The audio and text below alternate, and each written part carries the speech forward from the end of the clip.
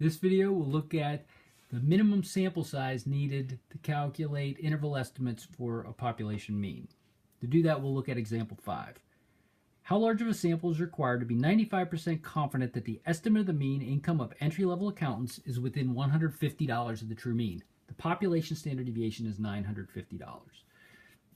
Now, when we look at the formula here, the good news is, in this case, unlike the confidence interval formula, there's only one version here. We don't have to choose between, so that problem is eliminated. We have n, the sample size we're searching for, is equal to z of alpha over 2 times sigma over capital E, and we're going to square that.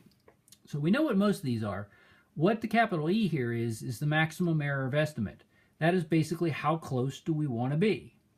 So if we look at it in terms of example 5, z of alpha over 2 is the same calculation as what we had seen earlier with the first confidence interval calculation.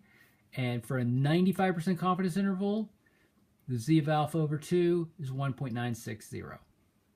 Sigma from the problems, the standard deviation, $950. And then E, the error of estimate, how close do we want to be? $150.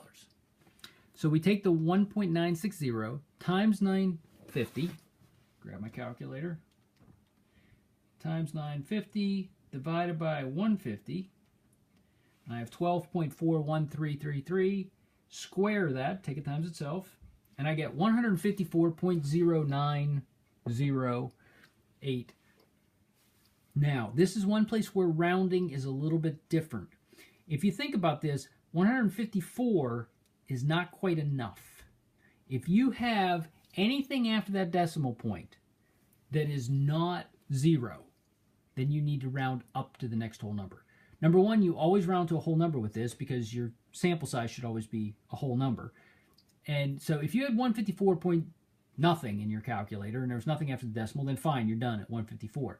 But if you have 154.000001, then you need to round up to 155 because 154 was not quite enough.